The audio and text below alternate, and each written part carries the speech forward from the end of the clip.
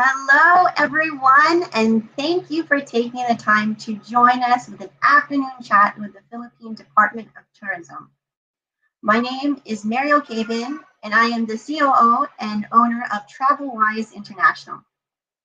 If you were with us last week during our conversation with the president of the Philippine Chamber of Commerce here in DC, you would know that this month we are celebrating something very special in the month of October. So if you were with us last week or you know what we're celebrating this month in October, please use the comment box and let me know. Maybe there'll be a prize. But let's go ahead and jump right into our very good topic today, which is the best travel tips from the Department of Tourism of Philippines. So the agenda today, we're going to introduce the guest speaker, have a chat about what's going on in the Philippines, what destinations that they are preparing, and at the end of our discussion, there will be a short Q&A. So if you do have any questions, please feel free to add it in the comment box, and we'll get to it at the end of our interview. If you're on, also tell me where you're from. I would love to hear who is watching and who's with us today live.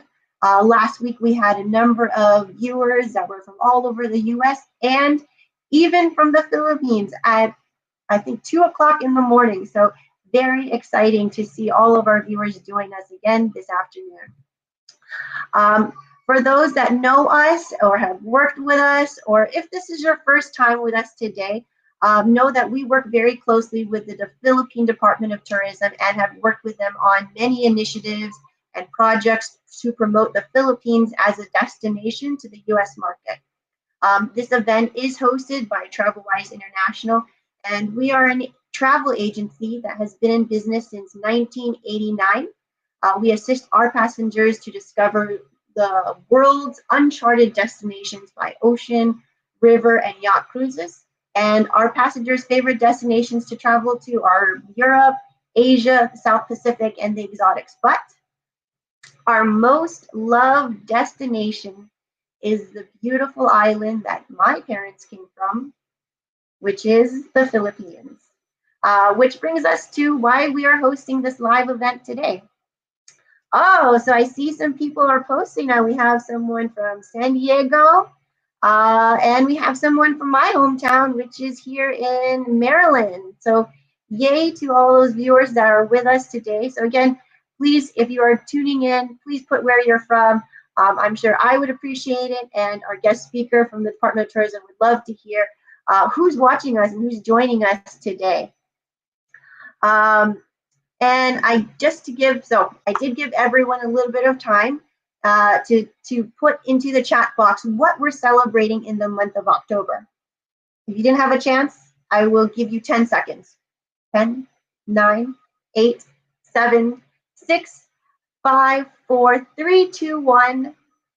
Anyways, I would love to celebrate because this month we are celebrating Filipino American History Month in the month of October. So very exciting, very special, very dear to my heart.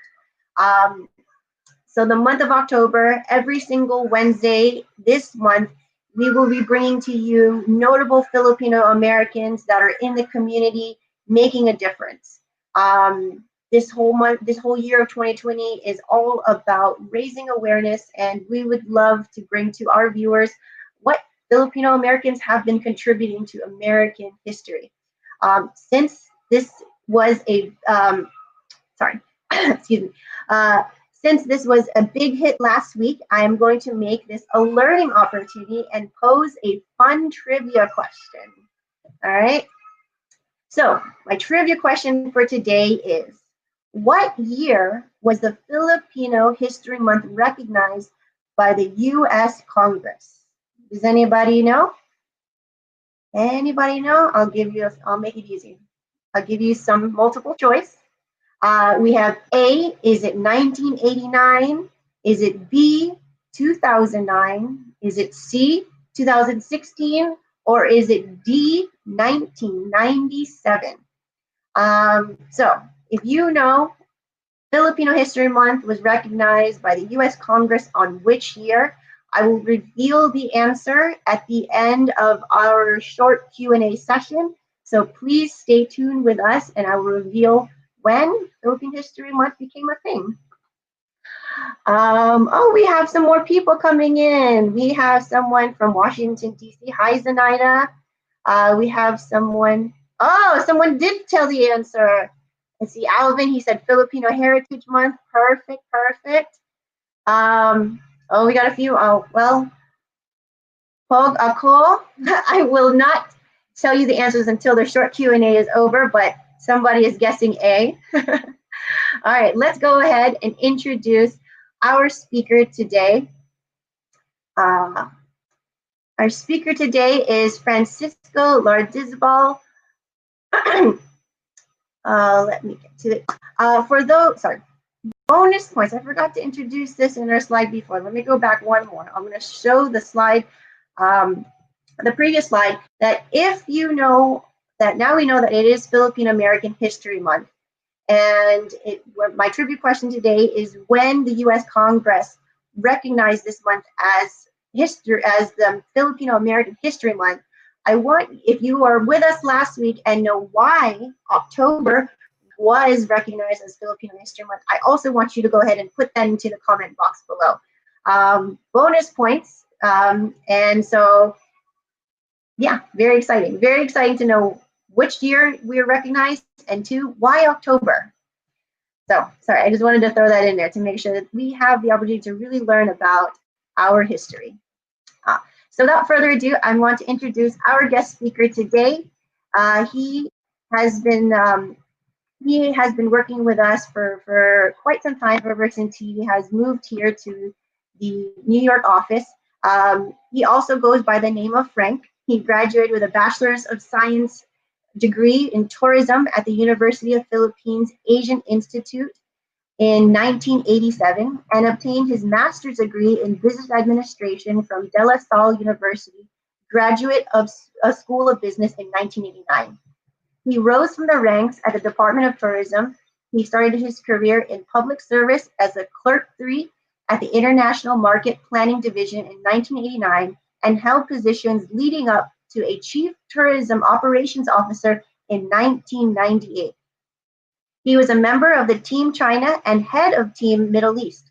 In 2014, he became head of the Strategic Development Technical Unit, where he is tasked to do market research, planning, and promotional activities for new markets in Israel, Turkey, and Iran, working very closely with the embassies. In 2015, he completed a 3-stage battery of tests under the Department of Tourism's competency-based assessment program, became part of the DOT's interim pool of foreign tourism officers. He finished the DFA pre-departure orientation seminar in July 27, 2016, and was conferred in his career executive service eligibility, the CESE, on November 23, 2017 through CESB resolution number 1382. He currently holds his first overseas post as a tourism attaché for the Philippine Department of Tourism in New York since August of 2019, and currently holds the office of Chief Tourism Operations Officer in Product Planning and Development Division. So, Frank, I am so happy to have you with us today. I'm going to go ahead and bring you on stage.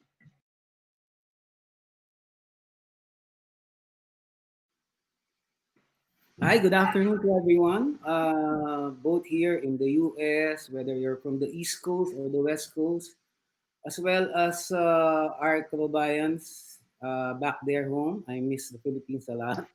7 months since I last went to our country. So, good afternoon at magandang hapon po sa inyong lahat. Frank, it is such a pleasure to have you. I haven't seen you since January, since the New York Times show. It feels like such a long time. Yeah. And what's crazy is usually around this time we're planning for the next year's New York Times show. And we were together in Washington D.C., right? That's right. For the Film Expo. Yeah, but still feels like it's been a long time. Yeah. Really I love the tapestry and your choice of attire today. Yeah, thank you very much, Marielle. You don't see me wearing this in travel adventure shows. That's why. Well, it's for those of you who don't know, Frank is wearing a barong, which is traditional formal attire for men in the Philippines.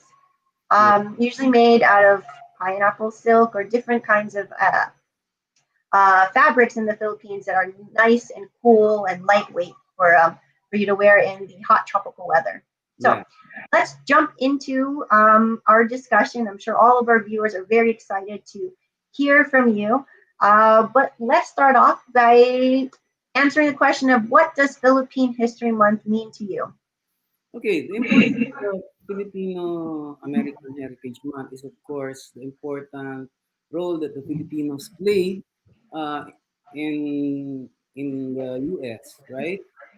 As we know, there are about probably four, based on the latest statistics, more than 4 million Filipino Americans here in the U.S. And I'm proud to say that we made good impression of the Filipinos here in the U.S.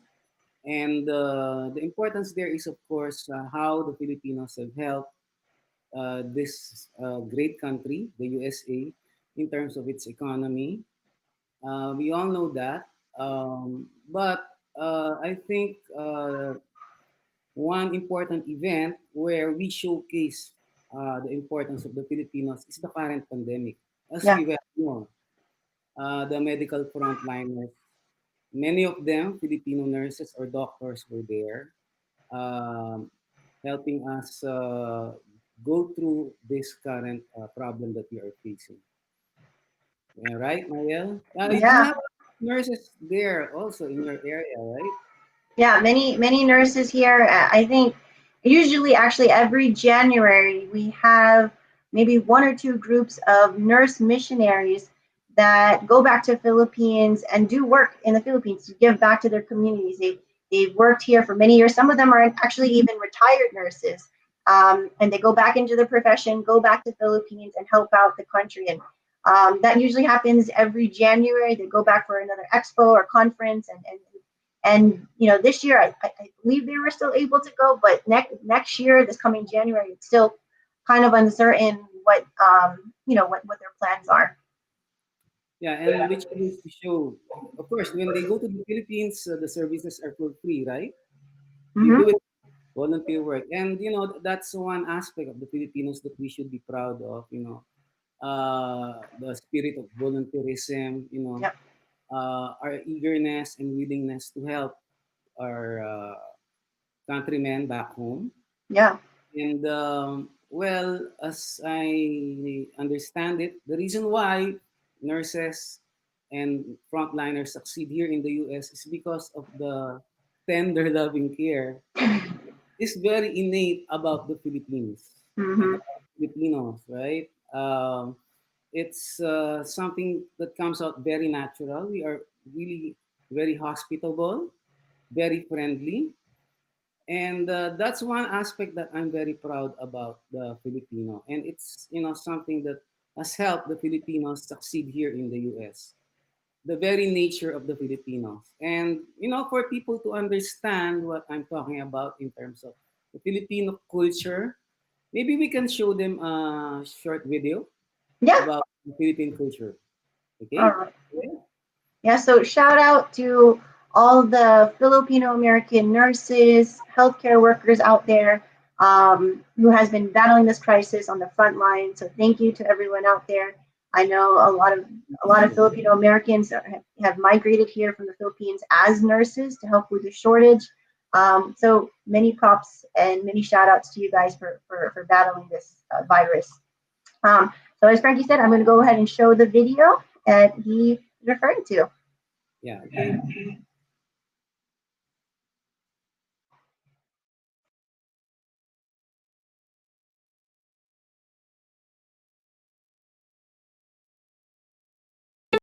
Abaca the alphabet alliteration.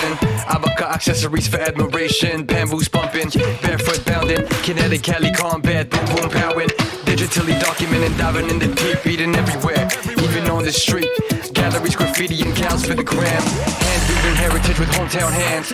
Island fortresses, illuminated lands. Lakeside living with locals and lilies. Mountain rides made with the Ifugao markings. Nocturnal nightlife, neon navigating. Umid in a movement that means keep on smiling. Oratories, officers, old world magic. Bullets and prints from pineapple fabric. Rondalia rhythms, riffing or raps. Sunset street dancing, Sampaguita craft. Tribal tattoos in traditional ways. Ultimate underground untouched caves. Wild, wide, warm, welcomes await for you. And yes, you too. Be part of the tradition, the celebration, and the culture.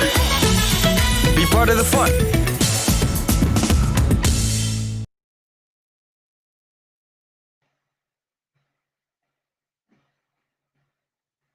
I can hear him. Okay, so I hope that sums up. It's very short. Tidbit. That was Filipino culture in 1 minute, all together with nice bass and drums. Yeah. Rap music to back it up, right? Yeah, Def- but that's what I'm also proud about the Filipino heritage and culture. We love music, and let's face it, Filipinos are basically very good singers, right? And the dances, and there's a portion there in that video that I like. Numite, numite. That's like you're smiling, I'm smiling. It's very natural for us, and that's Mhm. why we always say it's more fun in the Philippines. Everywhere you go, you see people laugh, right, or smiling. Exactly. So that was a nice video to bring on the celebration of Philippine History Month. That's 1 minute of all of our culture and all of our dances, all of our heritage summed up in one video. So, Yeah. so thank you for that video, Frank. I really brought you on here just to know what Philippine Department of Tourism has been up to. Like I said, it's been quite some time since I last saw you, and I'm sure our viewers want to know what Department of Tourism has been up to since the crisis and what the latest campaigns have been. Okay, so first of all, the Department of Tourism has been, first of all, supportive of the Philippine tourism industry. Well, as we well know, and as we would expect, perhaps the tourism industry is the one that has been hit hardest by the pandemic. Hello. Yeah. What we have done is we have worked with our Congress, and we have succeeded. We have gotten 10 billion allocation for the tourism industry under the Bayanihan to Recover Act as one, or Bayanihan 2 bill, which ensures the survival of the tourism industry, specifically the tourism micro, small, and medium enterprises. And because about 99% of the 144,000 establishments in accommodation and food service activities are considered as MSME. So this would consist of soft loans, with very favorable terms of payment, very low interest rates, so that these industries can recover. Mhm. So that's one thing that the Department of Tourism has done. And another thing that we have been busy with is, of course, what we call repatriating Yeah. tourists who were in the Philippines at the time that the pandemic struck. So we were able to do repatriation flights, and that includes visitors coming from the US. So we have done that. Okay, another thing that kept us busy is, of course, coming up with the health and safety guidelines Yeah. to ensure that people are safe. I'm not just talking about tourists. Okay, I'm talking about the frontliners in the tourism industry. I'm talking about the local community. I'm talking about the tourists. Yeah. That's a primordial concern of the Department of Tourism. We want everyone to be healthy and safe in the Philippines. And with these safety guidelines and protocols, I'm glad to point out that the World Travel and Tourism Council has given the Department of Tourism a safe travel stamp in recognition of its adoption of health and hygienic global standardized protocols that ensure safe travel during the COVID-19 pandemic. We were the 100th country that was awarded the safety stamp by the WPPC. So the safe travel stamp is the stamp of approval given by the international organization to certify compliance with its global health standards to allow for safe travels. So another thing and that we have done is of course giving specific guidelines. Mhm. So we have come up with health and safety guidelines for hotels, health and safety guidelines for the transportation sector, um, staycation guidelines, guidelines for Boracay, which I want to talk about later. Guidelines for Baguio. We have come up with this travel bubbles concept. Mhm. So these are all put in place in order to make tourism safe, healthy, and responsible. Now, to give people, an idea of how we are campaigning health and safe tourism in the Philippines, you know what? We even solicited the help of superheroes. Would you believe that? Superheroes were tapped by the Department of Tourism to help in this campaign. Maybe you can show the video Oh, yes. uh, so that they will understand this. Yeah, I just wanted to point out I love to hear that the World Travel and Tourism has given Philippines a safety stamp of approval. That's really important because as travel confidence starts to rise and border starts to reopen again, that recognition, that award is really going to help not only Balikbayans and Kababayans, um, just new travelers coming to Philippines are going to be looking for these kinds of awards that are safe, safety stamps that say, hey, this country, their tourism, their hotels are all in line with what the World Travel and Tourism Council has been putting out there. And so that's going to give them peace of mind that, hey, Philippines is the ideal destination to travel to once we get out of quarantine. Yeah, So let me go ahead and show that video that you're referring to about safe travels. yeah.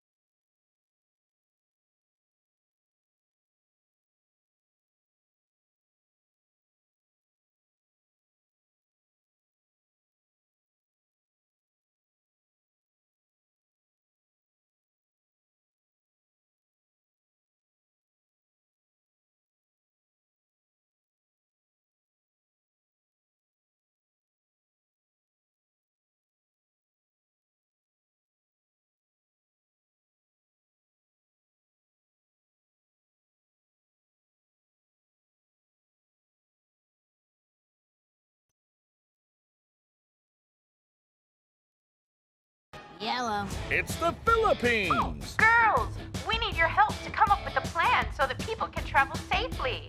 The Philippines is opening slowly but surely.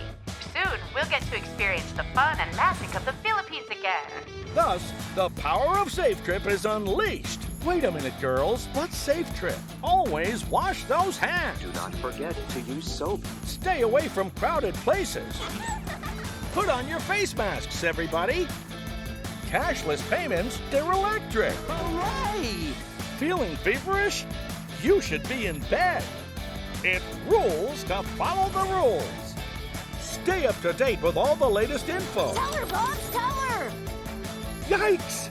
Don't stand too close to one another. You did it! Salamat, girls! And so once again, the day is saved thanks to the Powerpuff Girls and Safe Trip.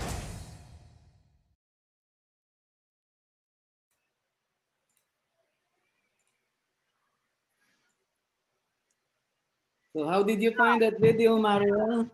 I didn't realize that Powerpuff Girls were still popular, but apparently in the Philippines they are.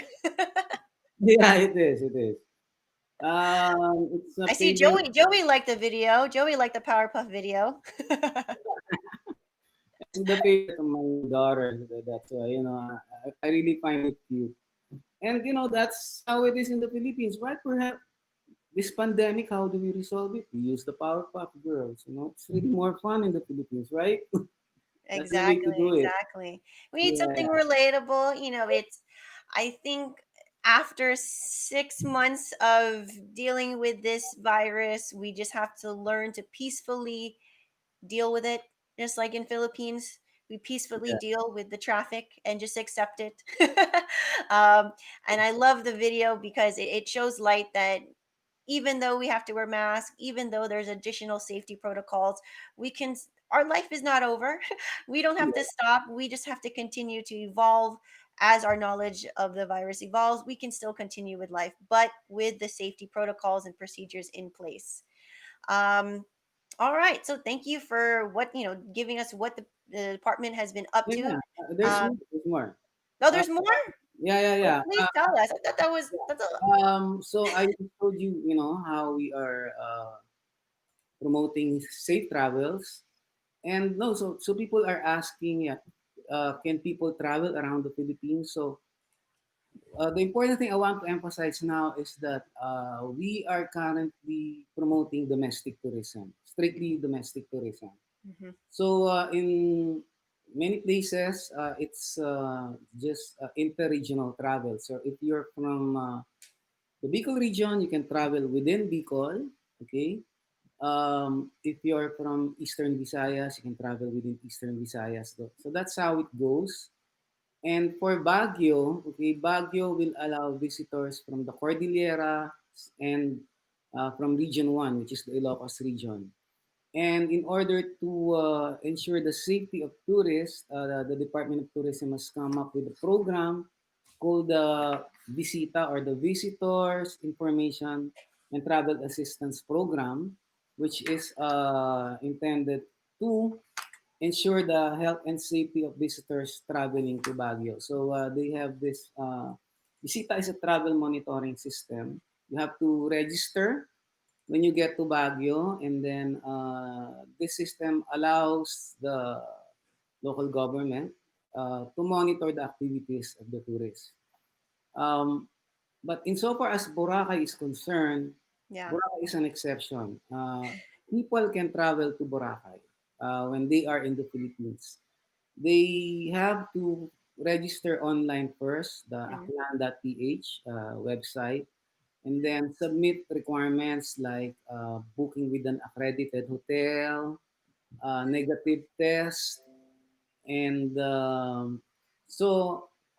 when you submit it, you are going to be given a QR code, and you have to keep that QR code with you or with your mobile phone in order for you to be able to go around Boracay.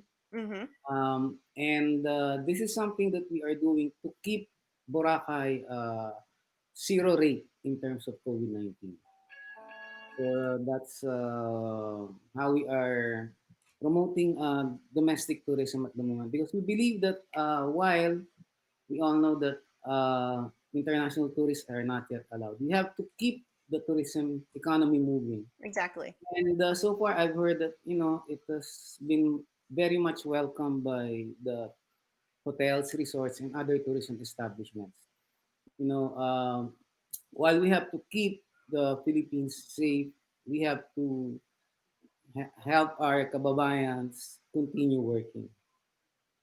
Okay, so that's what we've been doing for domestic tourism. Now, insofar as international tourism is concerned, Okay, we've been attending webinars. We've been attending travel fairs Mhm. online, like we uh, attended ASTA last month, right? Oh, last August. Mhm. Then before that we were in Virtuoso. Right now we are attending the Sea Trade Cruise virtual.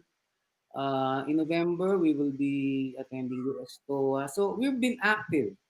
We want people to know that the Philippines is still there, and we continue reconnecting with our contacts here. We're talking about the travel trade, so that they will have the Philippines on top of their mind, Yeah. always and all the time. So our current motto at the moment is just dream about traveling to the Philippines first, right? So for Mhm. people to understand what I'm talking about, maybe we can show them another video, Marielle. Yeah. This is the Wake Up in Philippines Yeah, video. yeah, All right. Yeah, I mean, I think everyone is just excited and can't wait to go to the Philippines, yeah, whether it's Baguio, it's Boracay, or to your province. I think there's a lot of pent up energy that has been waiting to go back to Philippines, and seeing these videos just makes me want to go back even sooner. But it's good to hear that even though the country and everyone is really just trying to keep everyone safe. um, and that's why it's not to keep anyone out but just to keep everyone safe, and that's the biggest, the highest priority right now, and yeah, to promote domestic travel for those areas that are cleared and have had it contained. I mean, that's the important thing that we need to remember, is that this is all for the safety of everyone. So let me yeah, go ahead, stop yapping, and I'll go ahead and show that video. yeah. Sure. Thank you, Maria.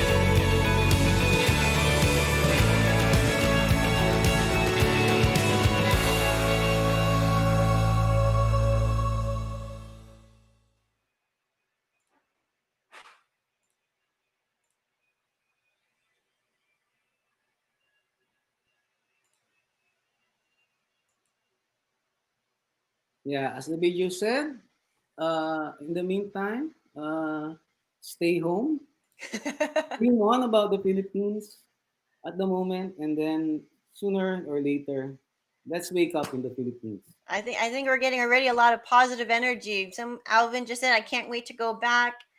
Isa just said, "Wow, look that." I think I was that. What really caught my attention was that chicken in asal. That Wow. made me hungry because I haven't had lunch yet. But yeah, that video, I can't. It's again promoting that safety is the highest priority of the Philippine government, and to all countries. It's to protect the travelers as well as their countrymen, to make sure that it's all safe. But that video definitely makes me wish I could wake up in Philippines Yeah, like that's tomorrow. I can the wake up in video. Philippines tomorrow. Anyway, we still have some videos with that theme. We're really emphasizing the theme, wake up in the Philippines. Yeah. I hope later on we will have a chance to show some of the other videos, right? Yeah. Yeah. So Frankie, I mean, so you told us about some of the campaigns that you were focused more on Department of Tourism. You mentioned that we got the health stamp from the World Travel and Tourism Council. But what are some of the safety protocols that we should be considering? Now that you mentioned that safety is the highest priority, what are some of the safety protocols that travelers can expect when they do go to Philippines? Okay, for example, we have this memorandum circular, which is guidelines on the operations of island and beach destination. So, guests who intend to stay for at least one night in a beach or island destination must present a confirmed booking at a DOT accredited establishment. Mhm. Walk-ins are not permitted, So they and have to have a hotel reservation at the accredited hotels. yeah, you have to have Hmm. accredited hotel reservation, and then And this is just upon entry. Is that what you're referring to? um, no, it's preferably you have it before going to the hotel, prior to going to the hotel. So you have to make the reservation online Online. because we're promoting, contactless Mm. activities. Okay, and then the memo also instructed the establishments and talking about resorts and hotels in beach and island destinations to utilize online modes of reservation and payment through online or mobile payment applications. That's what I was saying to you. Okay, contactless. And then, of course, what I showed you through the Powerpuff Girls, the usual, the minimum public health standards, social distancing, wearing of masks, uh, and then for the hotel operations people, frequent disinfection of public areas, checking of body temperature, and then we also have the staycation guidelines. We promoted this basically in the urban areas like Mhm. Manila, Cebu, in order to allow people, you mentioned earlier that some people are pent up, they just want to get away from home. That's the, Yes. right? So the Philippine government has come up with this staycation program where we allow people to go to a hotel. They can stay overnight or 2 nights. But of course, there are guidelines that we have to follow. It's similar to what I mentioned earlier. You have to make a booking in advance, make the payment also online, and also we have provided guidelines to the hotels, the restaurants, to follow the minimum health and safety guidelines. Of course, I did mention what you have to do if you plan to go to Boracay. You have to register online, book a ticket. You can only enter Boracay through the Godofredo Ramos Airport, which is better known as the Katiklan Airport. Katiklan, yeah. Yeah, and once you're there, make sure that you always have your QR code with you. Yeah, Yeah. because the task force in Boracay will always try to monitor, of course, the health and safety of everyone in the island. And I think, it's picking up arrivals in Boracay. So since Boracay opened just earlier this month, right? In October 1st? Yes, Is that right? just 6 days ago. And Yeah, you said that since it opened October 1st, you said that there's been a great, I guess, incline of passengers or domestic travelers coming into Boracay as of what you know yeah. right now. And on the first day, they had 35 guests. Uh, and then, as I understand, the demand is picking up slowly but surely. So, we hope that it will continue, and with the success of Boracay, I hope it will spread to the other favorite destinations like Mhm. Cebu, Bohol, Palawan. So as you can see, we're playing things slowly but surely, and as you mentioned, that's because health and safety is still the priority of the Yes. government. Wow. Wow. Yeah. Well, no, that's I mean that's great to hear about what Boracay is up to. That was one of the most well-known islands and beach destinations for, I think, for as long as I've lived and I've known Philippines. I think that was the first actual beach that I went to in Philippines. So Okay. Hearing that it reopened again, and hearing when it reopened the first time, I was already excited, and I haven't been back yet. So I know that once I get back to Philippines, I know for me, Boracay is going to be one of the first places that I will definitely want to visit, and I'm going to appreciate it so much more. Um, so I just wanted to summarize what you mentioned earlier about the new health and safety protocols that you mentioned. That you said that when travelers arrive, they do have to have um, Negative? a negative COVID test, just so Yeah. that we're clear. Everyone has to have a negative COVID test upon arrival.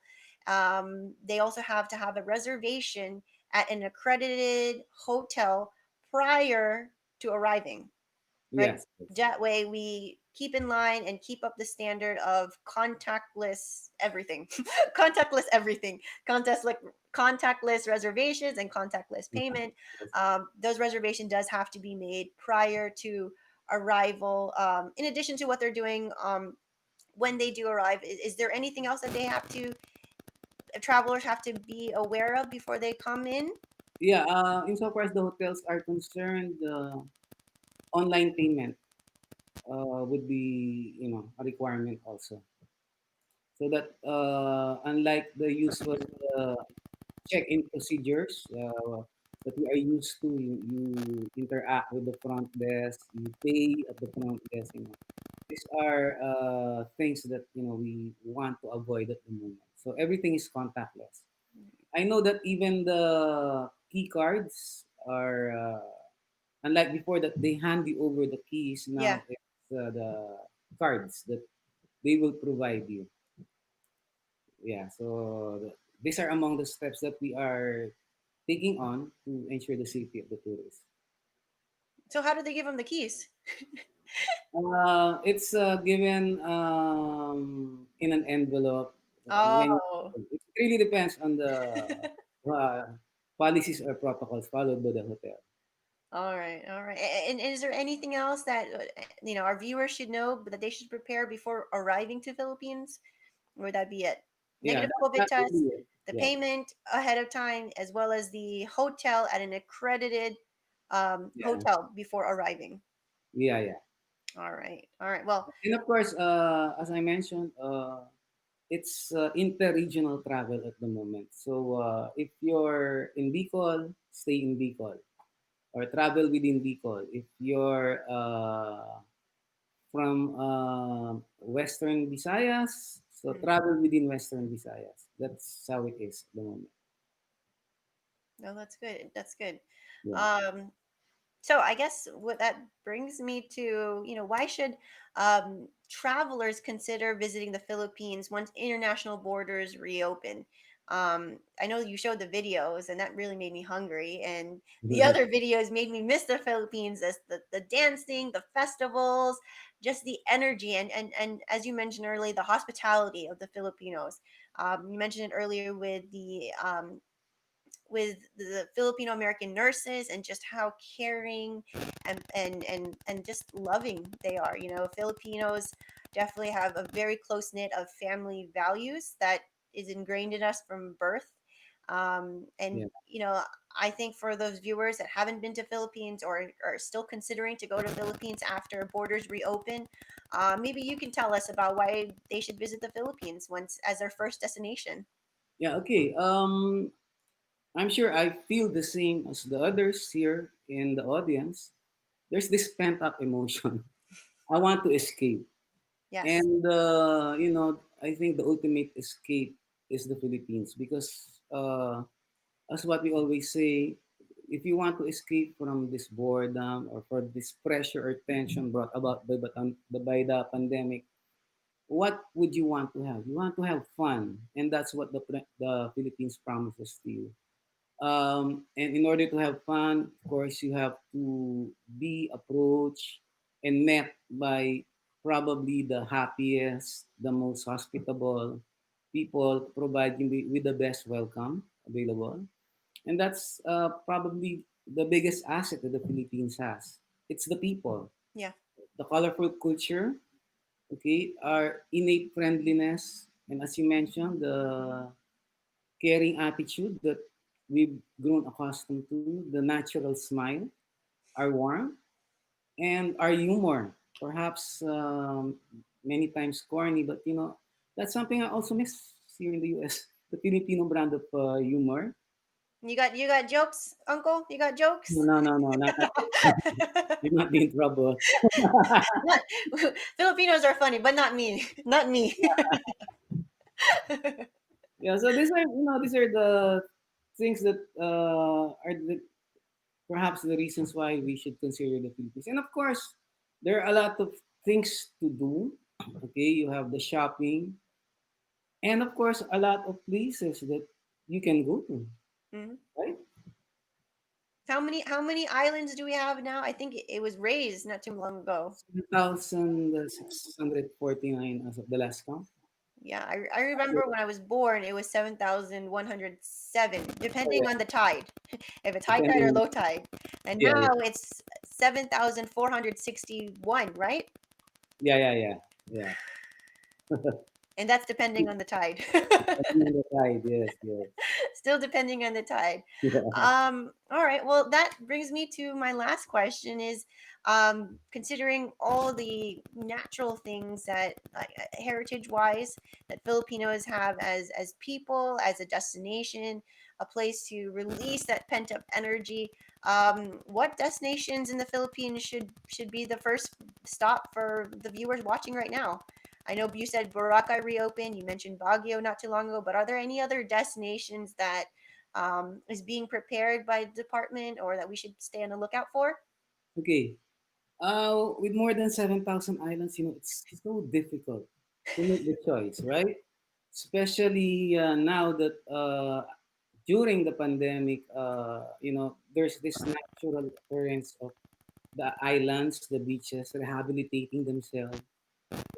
Let's just focus first. Let's just focus first on the winners. I call them winners because these are places that were voted upon by the people themselves as the best places or the best islands in the world. So, first off, and I'm just talking about the past 3 years, 2018, 2019, and 2020. So, first off, let's talk about or let's show them a video of the winner of the 2018 Condé Nast Travelers Magazine Reader's Choice Award as the best island in the world.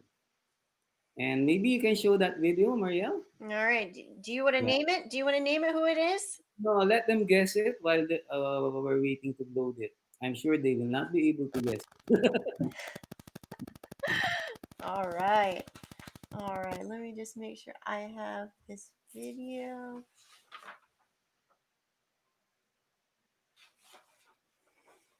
Oh, hold on.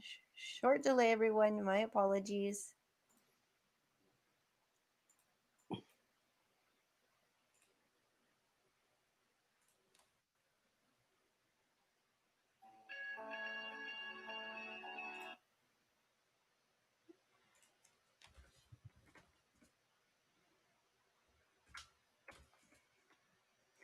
Just so you know, we have quite a bit of questions that we'll be getting to. So Yeah, yeah. very exciting. I'm I'm sorry. actually looking at some of the questions now. Yeah, we'll be getting to them very soon. So we'll be showing some of these videos just so that we can get those viewers that haven't been to Philippines excited to go back and to really understand why the Philippines. But I'm going to show this video. This is the video that, as you said, Condé Nast Travelers Reader's Choice Award went to in 2018 as the best Best island. island in the As the world. best island, and if you want in the comments box, you can definitely write which island you think it is out of the 7,400 islands, or you can just wait till it shows at the very end. All right, let me go ahead and show this video.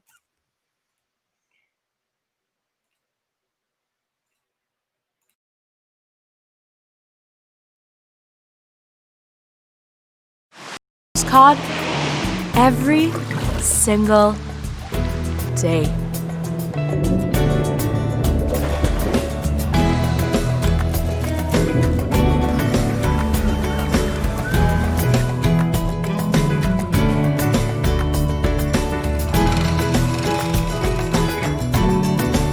Each corner a love letter straight from Cloud9.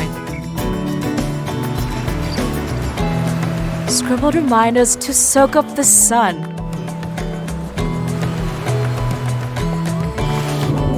Everywhere's an invitation to come over.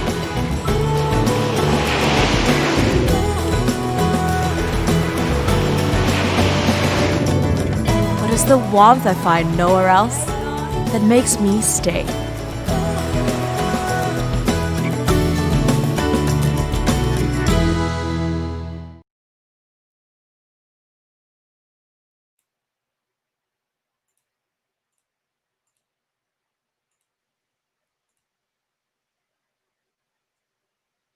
All right. I see that there's someone who gets it right. Someone, but it was a question mark. They weren't quite sure. So, Yeah. Frank, can you please tell us what beautiful island that was? Because I wasn't too sure. There's many islands that look like that, but not too many with surfers. Which island is that? Of course, that's Siargao in Surigao. Mm, That was actually a surprise winner. And you know what? After Condé Nast named Siargao, it did work up the interest of tourists from all over the world, and that caused, the influx of more tourists coming to the island.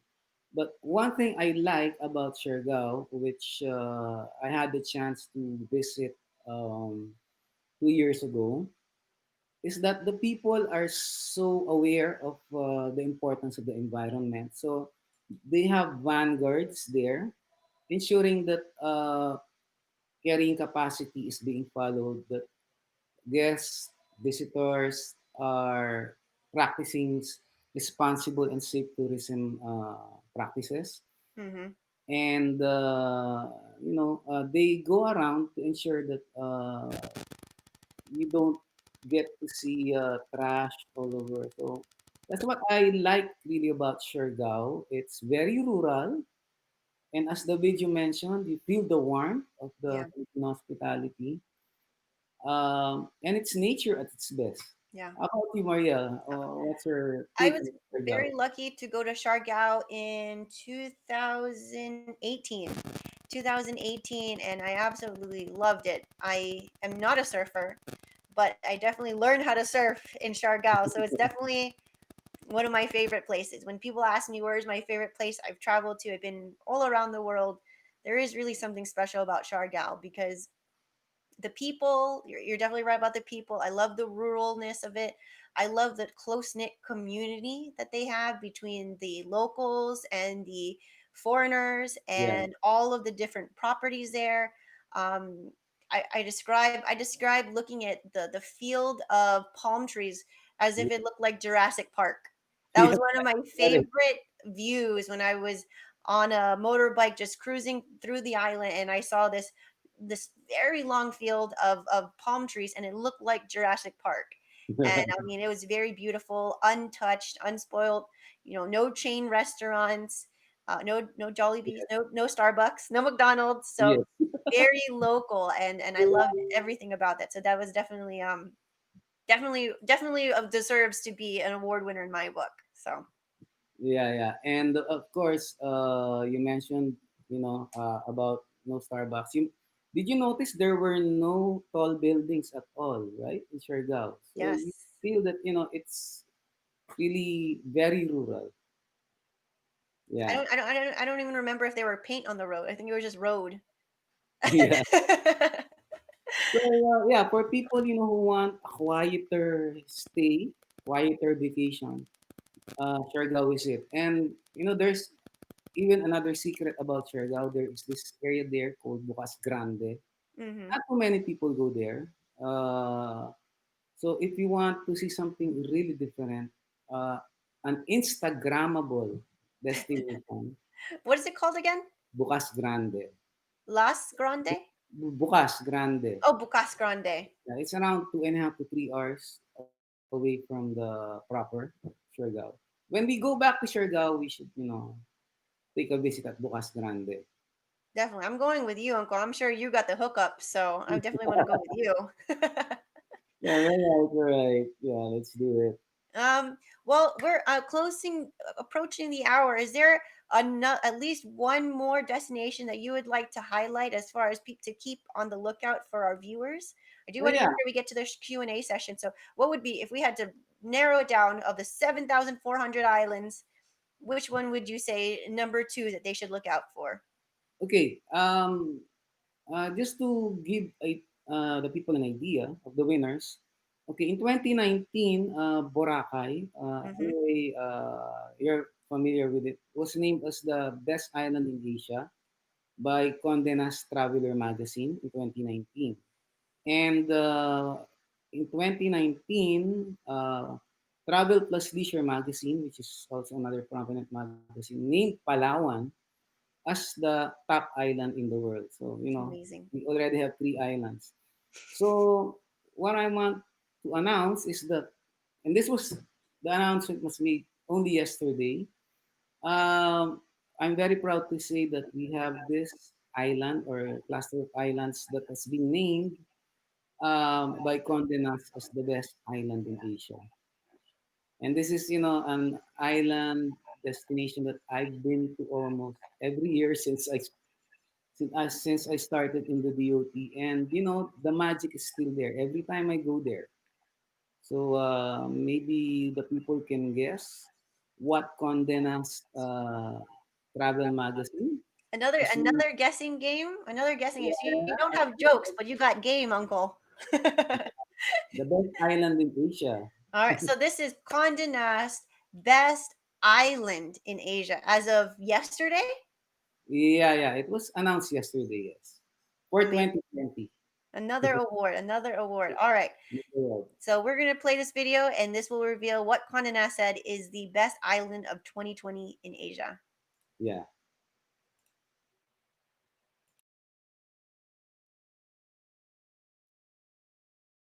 Below the surface, where I learned to face my fears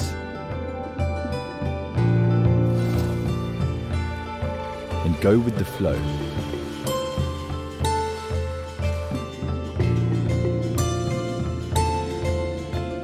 But it's when I came to appreciate the big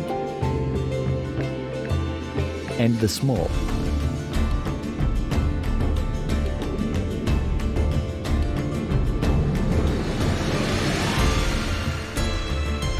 Made new friends from all over and could no longer hide my true colors. That I knew I'd emerged a local. Makalibay, no?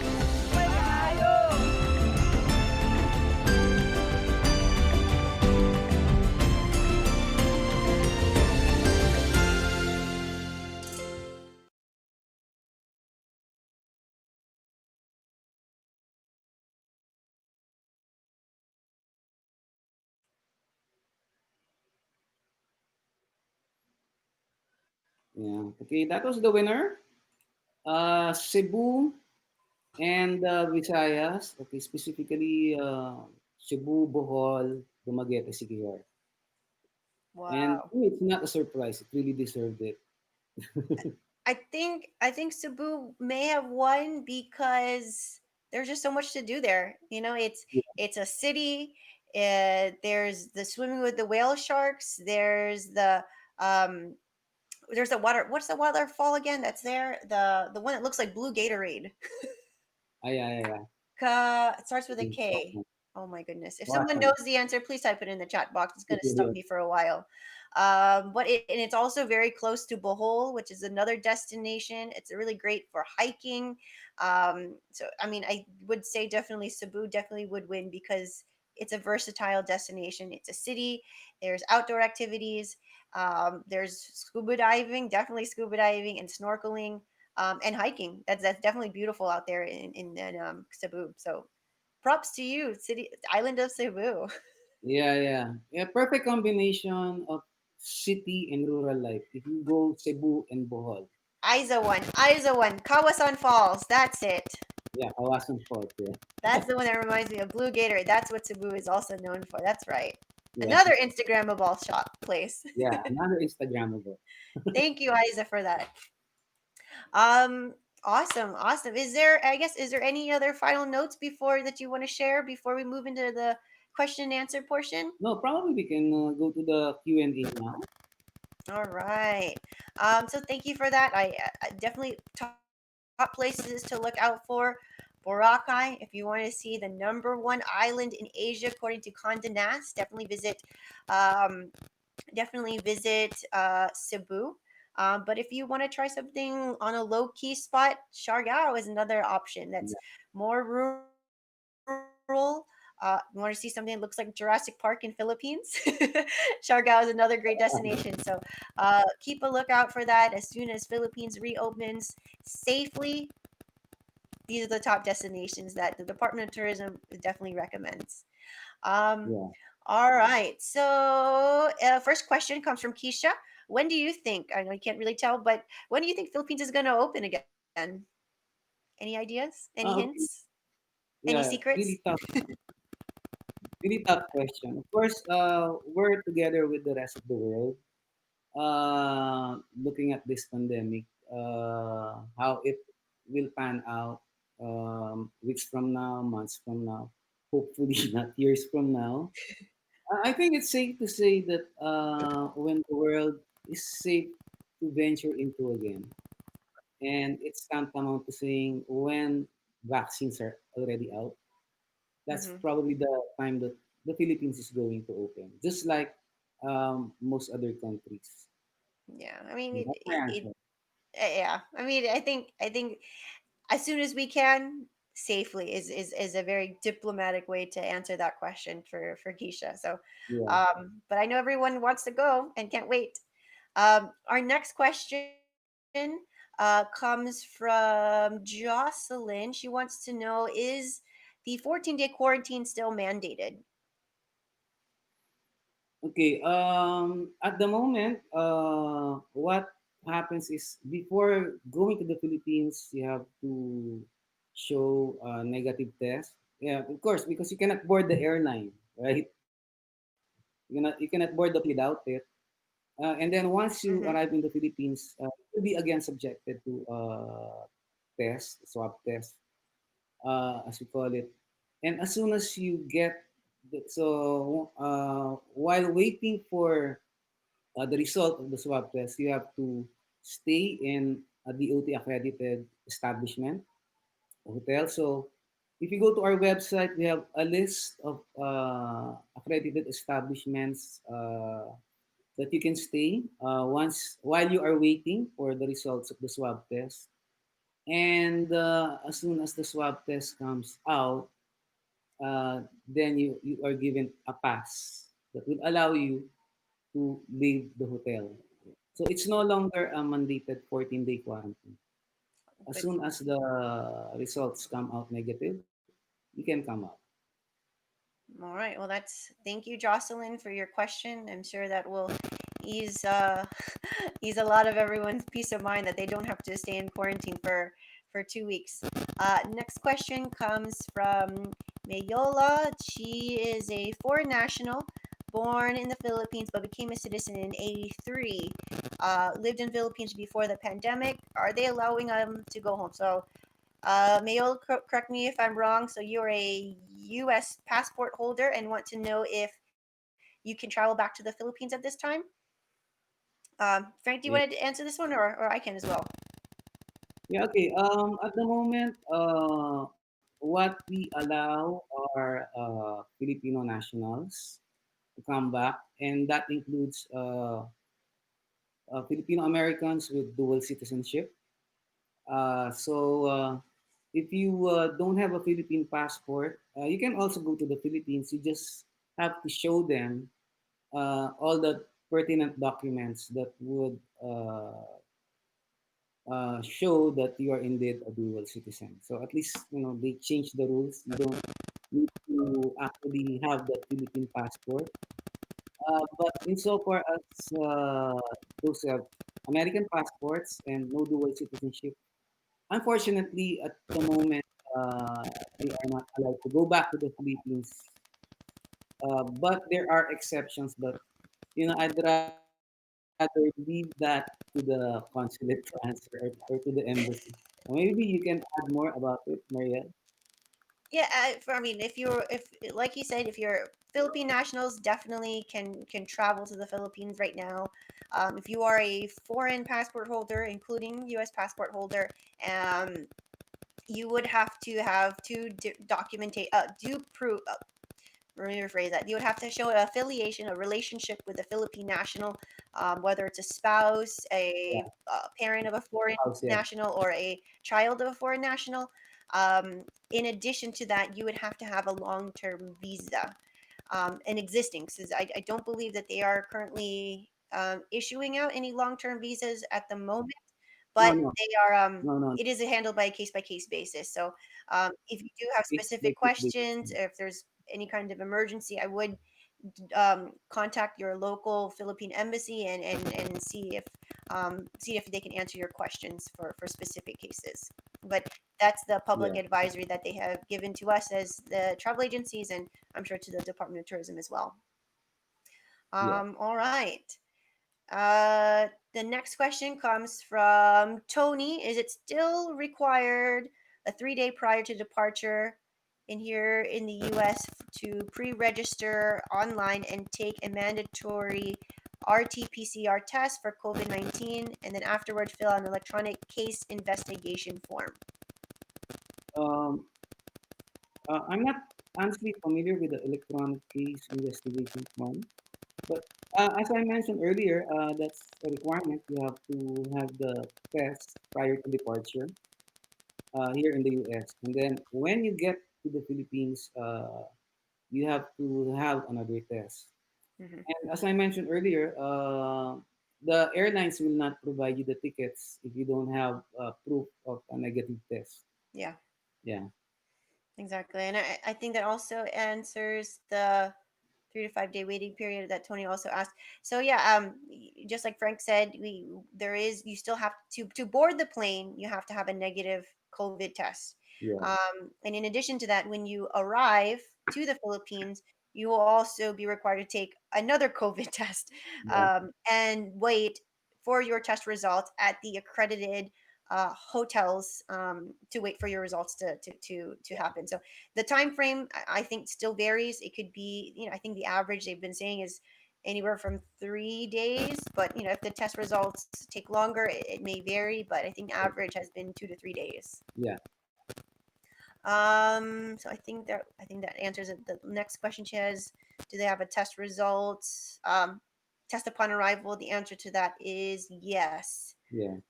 Next question is mention dual citizens. What's required of them? All right, Tony. Uncle, do you want to answer this one? Yeah. As I mentioned earlier, before the requirement was you have to have a Philippine passport, and if you're a dual citizen, right? Now, okay, you can use your American passport, and then you show proof that you have completed the process for dual citizenship. So you have to bring it with you, and always best to show it to the airline, okay, once you make your booking. Yeah. So dual citizens. I mean, it has to be. You definitely have to have a valid passport Yeah, if you are dual. It has to be valid, and if it's not valid, I believe there are, I think the identification certificate that you can prove, that's what you're referring to as far as the travel documents to show. But again, you can go onto the Philippine embassy.org/dual-citizen, and you'll be able to see the travel documents that are listed as well. And I'll put it yeah. in the chat box later on for any of those that want the link. Let's see. Is there any other questions? All right, this might be the last one that we have on here. This one comes from Keisha. She wants to know, what can we do in the meantime? Are there any virtual festivals in the Philippines that they can attend? That's a fun one. Oh, yeah. That's a good idea, actually. Keisha just gave him a really good idea. Yeah, thank you for giving us an idea. Actually, like in Philadelphia, they're going to celebrate in line with the Filipino American Heritage Month. Okay, they're going to have a culinary festival of sorts. In the Philippines, why not? No, maybe people can look into doing virtual festivals. We've tried the Philippine Travel Exchange where they showed snippets of Boholano music and dances. Mm-hmm.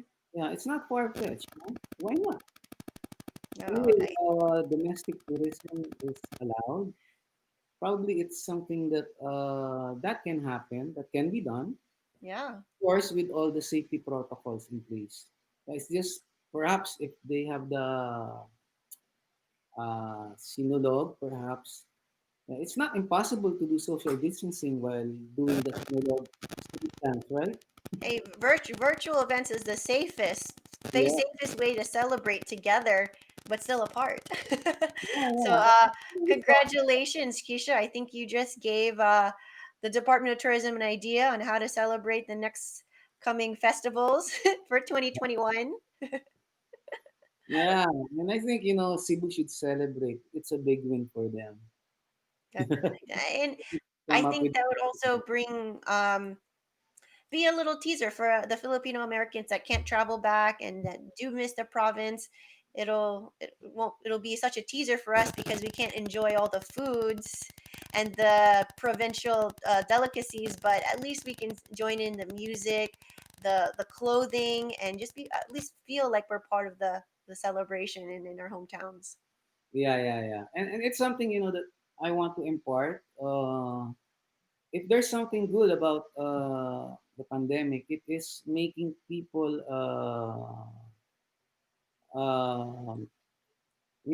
travel and appreciate their own destination or region.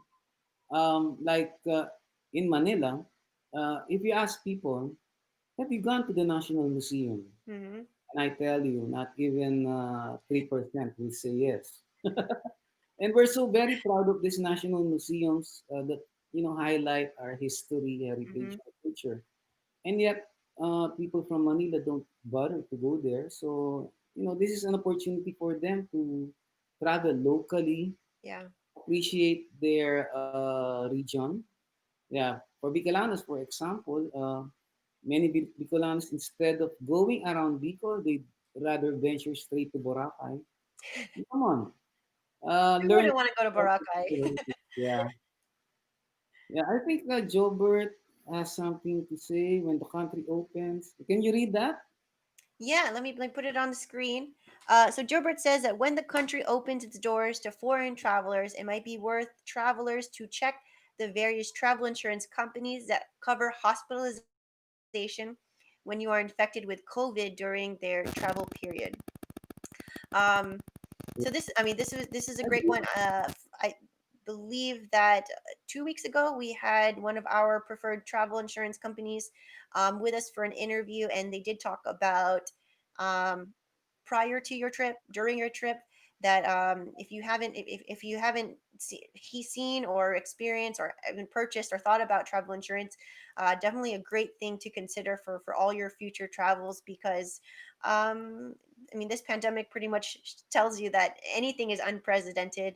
Any unforeseeable event can happen, and if you are traveling, it is an investment. I mean, let's face the facts. There it is an investment to travel in money, in time, and your health. And you just want to make sure that you have something as a peace of mind that if anything does go wrong, you do have someone on your side protecting you, whether it's monetary or medically. So thank you, Jobert, for your comment Yeah, on insurance, and especially give people travelers peace of mind that when you travel and there is a risk, when you do travel anywhere, there is of course risks involved, but it depends on the traveler's level of um, comfort to be able to take on those risks and knowing that there's travel insurance to protect you. yeah, yeah. Thank Um, you, Jobert, for the share. Yeah, I wanted to flash this one as well. Alvin put on here the link for anyone that does want to get the information on dual citizenship and the travel documents. He has entered it into the comment box below. So if you are a dual citizen, and you want to know what the travel documents you need, you can visit this link and see all of the requirements that will be needed to travel to the Philippines. Let me just do one more scroll and see if there's any more questions that we missed. Frank, is there any final words that you would like to say to our viewers?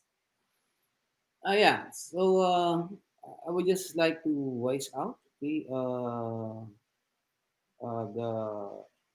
the Department of Tourism's views at the moment. Okay, I know that many of us miss the Philippines, and it doesn't help that we have shown videos that would heighten your craving to go back. Okay, but please be with us in our stand that health and safety of everyone is the primary concern. We cannot afford to have our airports filled up with so many people, so much so that it might cause us to not follow health and safety protocols like social distancing anymore. We want to keep the Philippines safe and healthy, like in the same way that we want ourselves here in the US to stay healthy and safety. So let's just wait. No, time will come when the Philippines will open, and when the Philippines opens up, okay, this is my promise. You will experience the warmest welcome, with the widest smile, and the biggest preparations. And as Keisha has mentioned, we might be giving you a party, okay, a festival once the Philippines open. Because let's face it, it's something to celebrate when the Philippines opens. Uh-oh. If there's a party in Philippines, there's gonna be a lot of food. That's all I know. A lot of food and probably Tupperwares of leftovers to bring home. Up here with yours. Tupperware, a lot of Tupperwares to bring home after this festival that we're planning. So, Yeah. very exciting. I think that was all the questions. Thank you, Frank, for joining us and sharing all the wonderful things that PDOT has been up to. It's great to know that the department has been taking extra strides to open up the country in a safe manner for all travelers, and are preparing many destinations for tourism to pick back up again.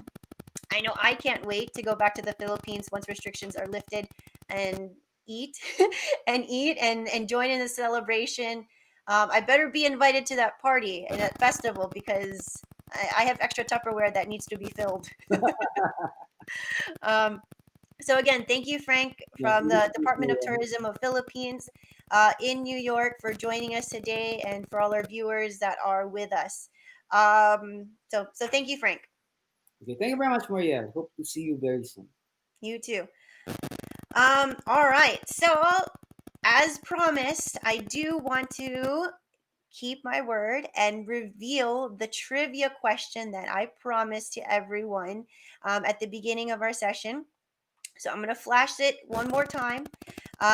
It is Filipino American history. What year was the Filipino History Month recognized in U.S. Congress? I had a few people mention that it was, let me put the answers up. A few people had answered A, a few answered B, a few answered D, and I think C. There's a few C's in here that I saw, but the correct answer is C. Oh, I'm sorry, that's not right. It's 2009. It was B. It was B. In 2009, the U.S. Congress recognized Filipino History Month in October. So I want to take this opportunity, in line with everything that we are doing in the month of October. I wanted to share some history that I've learned throughout my years of being in the community, and learning what Filipino Americans have been doing in America. October was recognized as Filipino American History Month in 2009. And the reason for that was that in 1857, on October 18, that was the day that the first recorded Filipino had presence here in America. And it was recorded that they came here with a Spanish galleon, which is now Morro Bay in California. So yay to Philippine American history.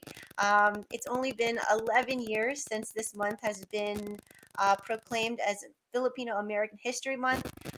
So all month we are bringing to you Filipino Americans that have strong ties in the community. Let me actually make this bigger so that you guys can see what the upcoming events that we have planned. So next week, we have Jonathan Melgrito. He is the editor-in-chief of Manila Mail. If you are here from the DC, Maryland, and Virginia area, it is a Filipino American publication that has been going on since 1992. They have a virtual publication as well as print newspapers. He'll be joining us next Wednesday, 11 o'clock, to talk about what Filipino Americans have been doing since the crisis and what's breaking news. Following that, in the following Wednesday, so every Wednesday, we'll be having our special guest. We'll be bringing Philippine Airlines to tell you what Philippine Airlines has been up to, their requirements of boarding, safety protocols, and what new things that they've implemented, and maybe new routes. Maybe he'll give us a free ticket. I don't know. We'll see. And then finally, October 28th, the last Wednesday of October, we'll be having a special guest, maybe a special performance. We'll see. You have to be there to see it. But we'll be having the topic concerning the Outstanding Filipino American Awards, which is also known as TOFA. All of these events will be posted on our Facebook page and will be Facebook Live. Happens every Wednesday. And if you would like to be reminded of these events and would like to stay current with what the travel updates are, restrictions, have any questions, you can give one of my agents a call. Our number is 301-248-8898. You can also send us a Facebook Messenger if you want to be added to our weekly travel updates. This will tell you everything that's going on about Philippines, restrictions, and if you just want to be the first to know when U.S. passport holders can start traveling back to Philippines, message us your email address and we'll add you to our email blast, so you can be the first one to know when you can start traveling back to the Philippines and go home and see all these beautiful islands that Frank talked about. So thank you everyone who has joined us today. Many appreciation and happy Filipino American History Month.